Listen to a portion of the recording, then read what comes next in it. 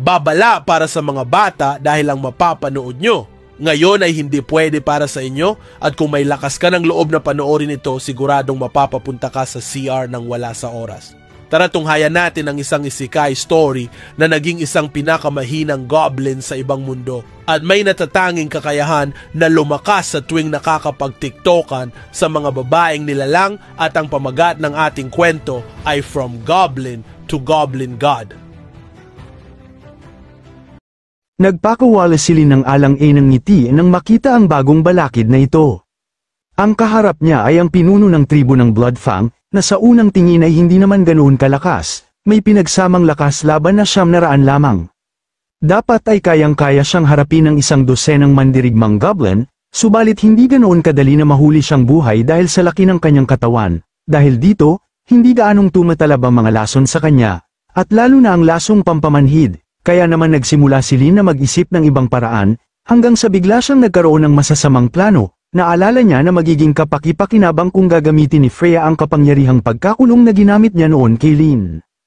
Naisip ni Lin na yun na ang tamang oras, at ang lahat ay dapat mag-subscribe at mag-iwan ng like bilang suporta. Sa puntong ito, nagpunta siya upang makita si Freya ng personal. Sa tribo ng mga goblin, isang alagad ang nagsabi kay Lin na kapag ipinagpatuloy pa nila ang utos niya, baka mamatay ang babaeng tao. Sa narinig, ngumiti lamang si Lin at tinitigan ang katawan ng babae. Nilapitan niya ito dala ang sisidlan ng tubig, habang ang babae ay mahina nang nagsusumamo na patayin na siya upang makapagsisi sa Panginoon. Lumapit si Lin, lumuhad at sinimulang panasa ng mga sugat ng babae. Ramdam ng babae ang init ng pag-aaruga at naisip niyang malaman kung sino ang nag-alaga sa kanya ng ganoon.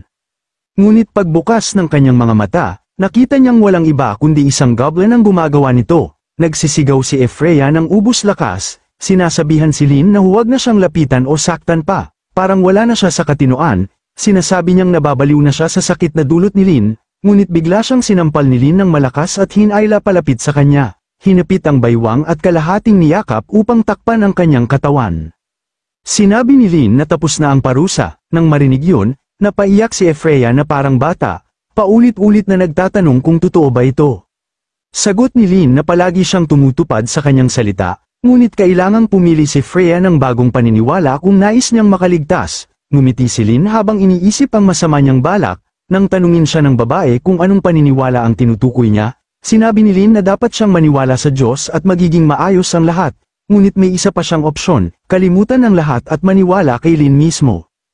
Ang nais ni Lin ay gawin ang babae bilang isa sa kanyang mga alaga, upang hindi na ito magdusa araw-araw at magkaroon ng masayang buhay. Nang marinig yun, bigla ang nagbago ang asal ng babae. Si Freya ay kumilos na parang isang gutom na aso, nilalawayan ang bawat daliri ni Lin nang walang pag-aatubili. Doon na pagtanto ng ating bida na nagtagumpay ang kanyang plano, at agad niyang inalo ang babae, sinabihang tama ang naging desisyon niya. Iniutos ni Lin sa ngayoy na bighaning babae na mula sa araw na iyon, siya na lamang ang magiging Panginoon nito, at maaari niya itong tawagin sa kahit anong pangalan na nais niya. Sumagot naman ang babae ng isang, oo, tanda ng pagsang-ayon sa kanyang bagong amo. Agad na binuhat ni Lin ang babae at nagtungo sa balon na puno ng sariwang tubig. Oras na upang paliguan ng maayos ang bago niyang alaga, tinawag ni Freya si Lin bilang kanyang Panginoon, sinasabi na napakabuti na niya ngayon sa kanya. At dahil doon ay handa na siyang isuko ang lahat, nagbanlo ang dalawa sa tubig upang magpakasariwa, habang nag-e-enjoy si Freya sa bagong pagtrato sa kanya.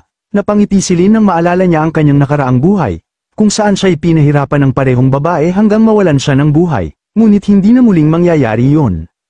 Bumalik si Lin sa kasalukuyan at sinabi sa babae na nais niyang gamitin ito ang kasanayang Holy Light Cage. Dahil labis nang natroma si Freya, nakalimutan na niya kung ano yon. Kaya't nagtanong siya sa kanyang amo kung ano ang tinutukoy niya. Kinuha agad ni Lin ang isang aklat na naglalaman ng lahat ng nakasulat, matapos makapagbihis ng bagong damit at lumabas mula sa tubig. Binasa ni Freya ang talaarawan, at agad na nagsimulang bigkasin ng mga nakasulat na orasayon. Ilang sandali pa, isang malaking kulungan na gawa sa banal na liwanag ang lumitaw sa harapan nila. Pinuri ni Lin ang kanyang bagong alaga dahil sa mahusay na nagawa nito.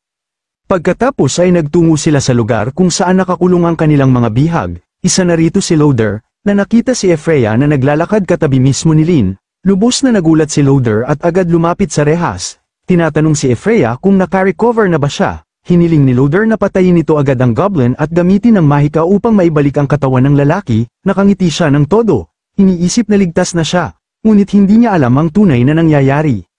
Humarap si Lin kay Loader at sinabi na nagkakamali siya ng malaki, dahil si Ephraia ay kusang loob ng samilong sa tribo ng mga goblin. Hindi makapaniwala si Loader at nagsimulang sumigaw na imposible yun, na ang anak ng pinuno ng Holy Order ay madodomestika at kukupkupin ng tribo ng mga goblin. Ngunit ngumiti lamang si Lin sa galit ni Loader at inutusan si Ephraia na ipakita kung gaano siya naging tapat at masuner ang alaga. Narinig yun ni Ephraia at agad lumuhad sa paanan ng kanyang bagong amo, kumilos na parang aso, at sinabi kina Lin at Loader na lahat ng kanyang ginagawa ay kusa at walang sinumang pumilit sa kanya. Sa nakita, nanlaki ang mga mata ni Loader, hindi alam ang gagawin, unti-unti siyang nababaliw, tumutulo ang laway habang tumatawang parang baliw. Sinabi niya kay Lin na ang lahat ng kanyang ginagawa ang magiging dahilan ng tuluyang pagkawala ng lahi ng mga goblin, at ang kanyang pagkatao ay dudurugin ng makapangyarihang lahi ng tao.